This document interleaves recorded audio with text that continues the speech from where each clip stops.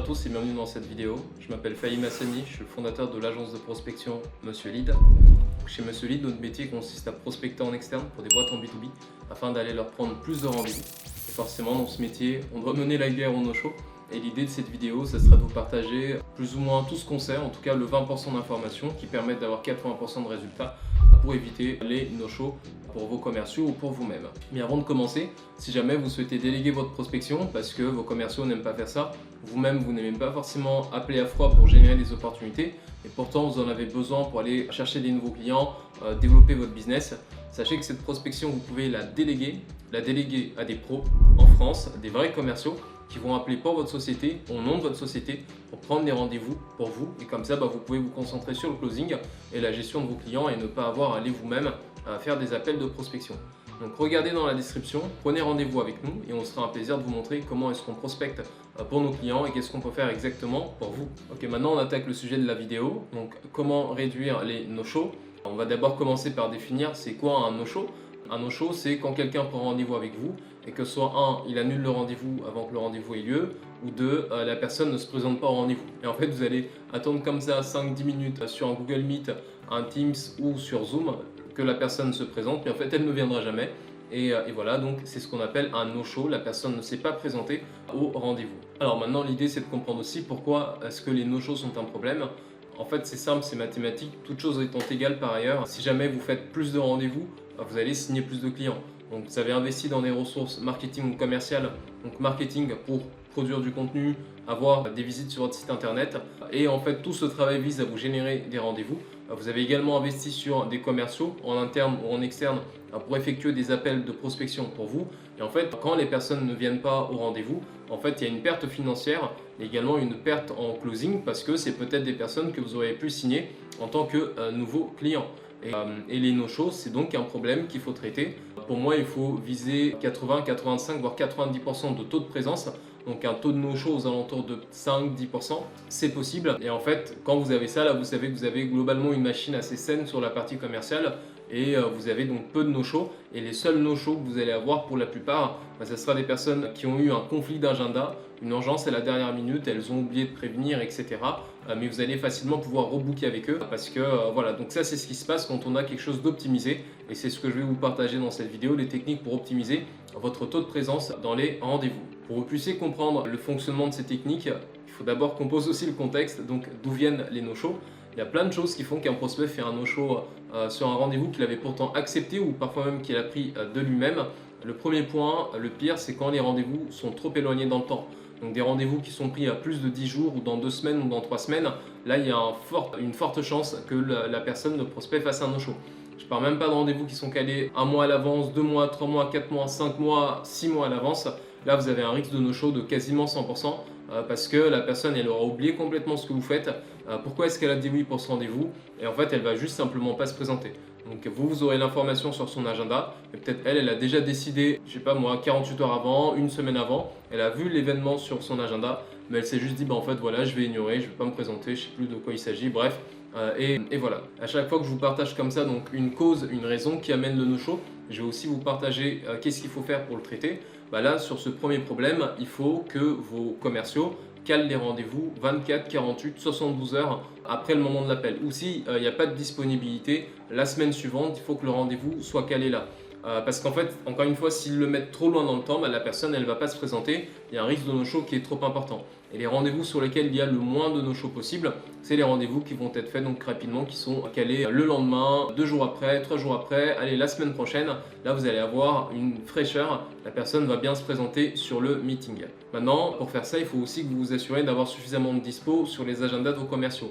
Une petite astuce, si jamais vous êtes sur Calendly, Google Agenda, HubSpot, c'est qu'en fait ces agendas de prise de rendez-vous vous permettent de définir en amont le nombre le temps en fait que va vous prendre un meeting. Et en fait ce que vous pouvez faire, c'est au lieu de mettre par défaut 45 minutes ou 1 heure par rendez-vous, vous allez mettre 15 minutes. Et en fait ça va comme ça permettre d'avoir plein de petits slots de prise de rendez-vous potentiels. Donc il y a plus de chances à ce que ça matche avec les dispos de la personne. Et ensuite vous faites une autre configuration pour dire que entre chaque rendez-vous il faut laisser un temps d'au moins 1 heure. Et comme ça quand vos commerciaux, vos prospecteurs vont booker des rendez-vous pour vous ou quand la personne va aller elle-même sur l'agenda, Elle aura plein de petits slots de 15 minutes, elle book 15 minutes, après le point peut durer 30 minutes, 20 minutes, 1 heure ou plus.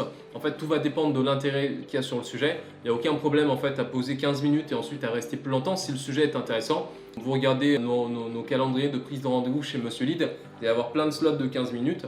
Maintenant, si on se rend compte rapidement que le point n'a aucun lieu d'être parce que la personne elle n'est pas du tout qualifiée, c'est pas la bonne personne ou en fait c'est pas la bonne solution pour eux, on va pas éternaliser le rendez-vous, pour eux comme pour nous, on va y mettre fin. Et voilà, c'est quelque chose qui est fait en bonne intelligence. Ça, vous pouvez aussi l'expliquer à vos prospects. En fait, on se met 15 minutes. Après, si c'est intéressant pour vous, pour nous, on va aller plus loin. Si c'est pas intéressant, en fait, on va écourter et on évite donc à tout le monde de perdre du temps sur une réunion non productive. Maintenant, la deuxième raison qui peut amener également un no-show et la technique pour l'éviter, c'est les rendez-vous clés de bras. Les rendez-vous clés de bras, c'est quoi? C'est votre SDR, votre téléprospecteur, votre commercial appelle un prospect, la personne est à l'écoute, donc ça discute. Et en fait, elle lui propose le rendez-vous en lui ayant présenté la proposition de valeur. Mais le prospect lui dit d'emblée, en fait, ok, je comprends, mais clairement, ça ne va pas vraiment m'intéresser parce que X ou Y.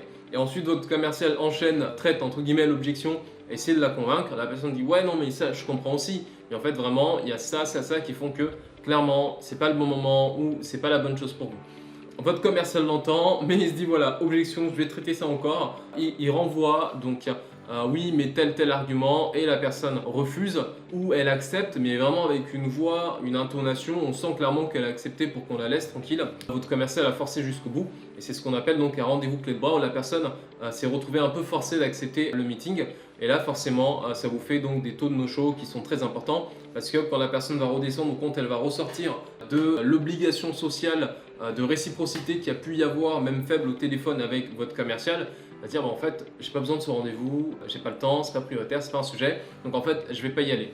Donc votre commercial a forcé parce qu'il est incentivé sur le nombre de rendez-vous qu'il va prendre, mais en fait, ça marche pas du tout parce que vous, c'est pas un rendez-vous que vous allez closer, il y a un impact sur votre marque et en fait, la personne ne va pas se présenter au meeting et en fait, elle va bloquer un créneau qui aurait peut-être pu servir à un autre prospect qui voulait échanger avec vous sur le même créneau. En fait, c'est absolument pas productif, c'est même contre-productif. Et voilà. Maintenant, la solution à ça, c'est d'interdire les rendez-vous clés de bras. Donc, écoutez les appels de vos commerciaux. Quand vous entendez qu'en fait, ils forcent sur certains prospects, il faut désincentiver ce genre de rendez-vous. Donc, c'est-à-dire que si la personne elle avait un variable au rendez-vous, en fait, ce rendez-vous-là n'est pas comptabilisé pour son variable. Et si, voire même peut-être sanctionné, dans le sens où, je sais pas, vous avez un système de points pour activer telle prime à la fin du mois, il faut que la personne elle ait pu booker au moins 12 rendez-vous.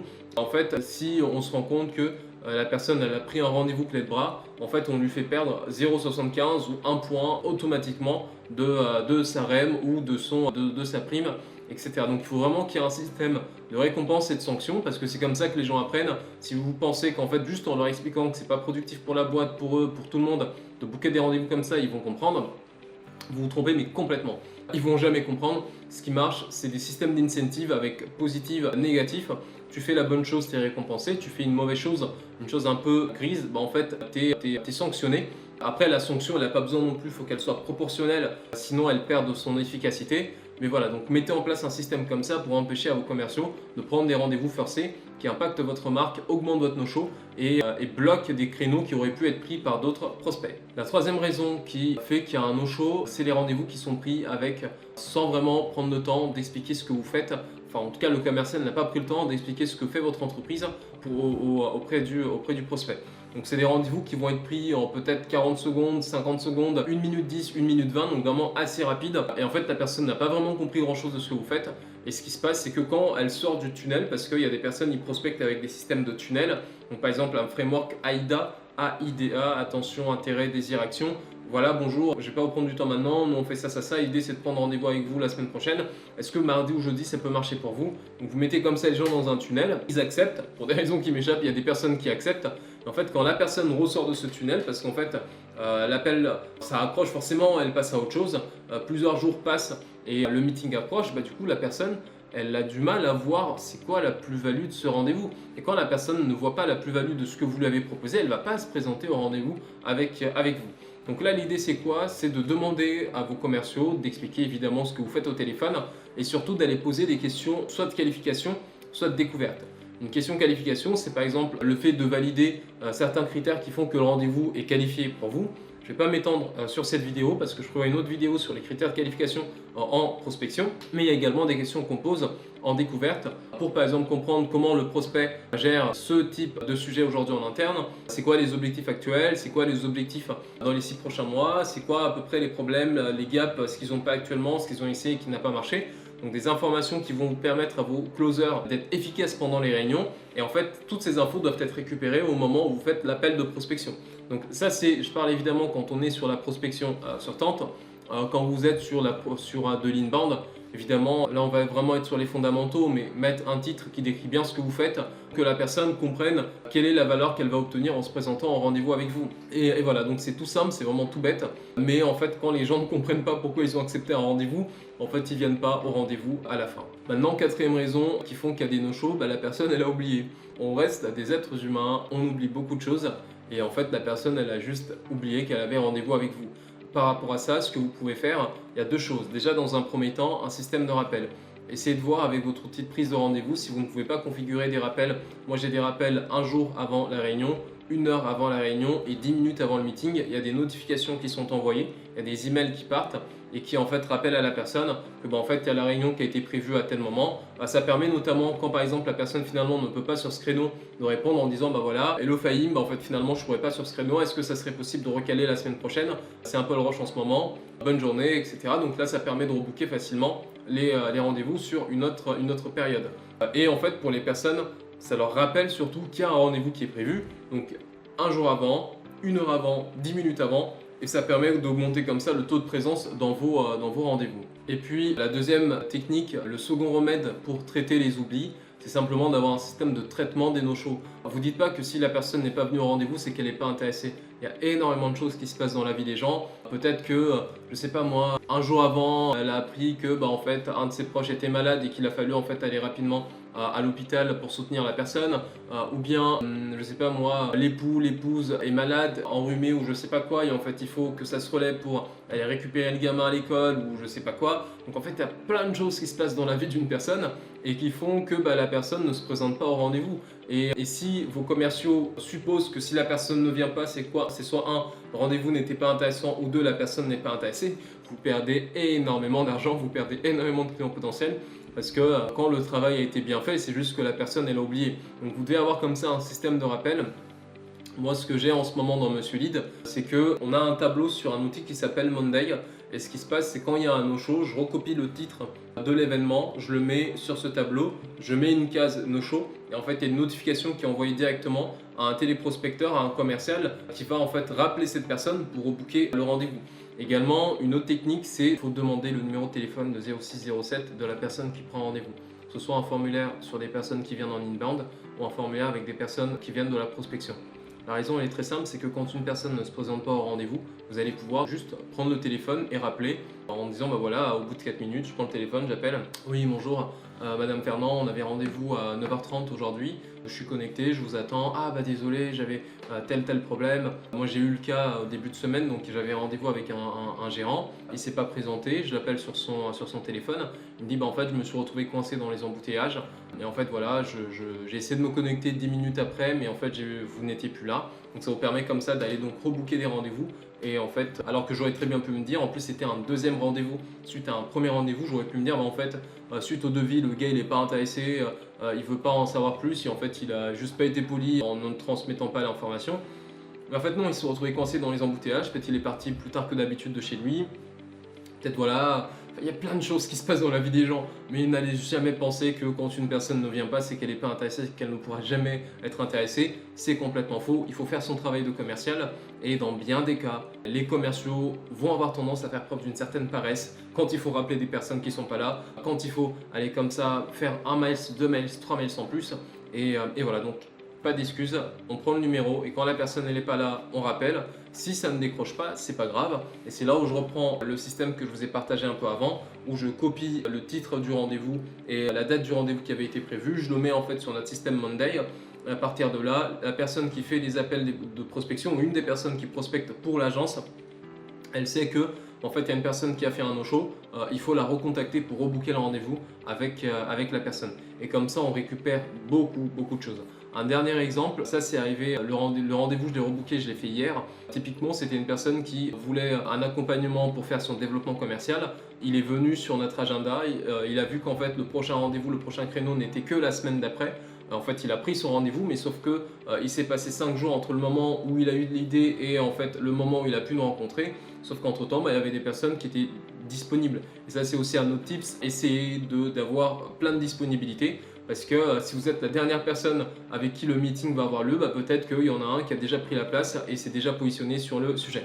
Et donc là, la personne prend rendez-vous donc une semaine après. Entre-temps, elle rencontre d'autres personnes et il y a un autre cabinet ou un centre de formation ou une boîte de coaching qui lui a vendu donc un accompagnement pour l'aider à apprendre à développer son système d'acquisition. Donc nous, on vend de la prestation, exécution, stratégie où en fait on va prospecter pour la boîte. Et là, il y a eu quelqu'un d'autre qui s'est positionné différemment et surtout qui a rencontré plutôt le prospect. En fait, il nous est passé devant. Ça, je ne le savais pas et du coup, en fait, no show. Donc, je rappelle la personne parce que j'ai son numéro de téléphone. Encore une fois, c'était déjà dans le formulaire. Et là, il s'appelle Corentin. Il me dit, en fait, typiquement, voilà. En plus, il venait de YouTube. Alors, moi, je vous ai découvert sur YouTube. J'ai pris rendez-vous, mais en fait, il n'y avait pas de dispo seulement sur la semaine d'après. Sauf qu'entre temps, j'ai rencontré d'autres personnes et donc aujourd'hui, voilà, le besoin, il n'est pas trop là. Mais en fait, j'ai quand même réussi à rebooker le rendez-vous avec lui parce qu'il y a quand même un intérêt à ce qu'on lui présente ce qu'on fait. Parce qu'il se pourrait que son accompagnement ne marche pas, que les résultats ne soient pas au rendez-vous. Et au moins, la personne, elle aura vu ce qu'on peut faire. Et ça nous permet aussi de la recontacter dans 3 mois, dans 2 mois, en disant, voilà, on s'était vu il y a 2 mois de ça. Du coup, comment ça s'est passé pour ton accompagnement? Est-ce que tu as eu les résultats que tu voulais? Oui, non. En fait, viens, on se reprend peut-être un point parce que nous, on peut aller te prendre des rendez-vous. Regarde ce qu'on a fait pour client 1, regarde ce qu'on a fait pour client 2, regarde ce qu'on a fait pour client 3. Ça te parle? Ok, en fait, voilà. Et on relance comme ça le cycle commercial. Donc voilà pour cette vidéo, j'espère qu'elle vous aura aidé à avoir des techniques pour réduire les no-shows. En tout cas voilà, c'est des techniques qui marchent encore une fois parce que ce qui est bien avec ces vidéos, c'est que je vous partage simplement ce que je vois chez nous, ce que je vois chez nos clients. Nous on est spécialisé dans la prospection commerciale, on prend des rendez-vous pour plein de boîtes en B2B, donc ça nous permet d'avoir accès à plein de données, plein de pratiques différentes. Donc appliquez ces techniques et vous allez voir, en fait vous allez avoir moins de no-shows. C'était Fahim Hassani, CEO de l'agence Monsieur Lead. Et évidemment, si vous voulez déléguer votre prospection à des commerciaux en France qui vont prospecter en votre nom pour vous prendre des rendez-vous pendant que vous faites du closing ou bien vous êtes en train de gérer vos clients existants, prenez rendez-vous et on va vous montrer comment est-ce qu'on peut vous aider à développer votre business en faisant votre prospection. Merci.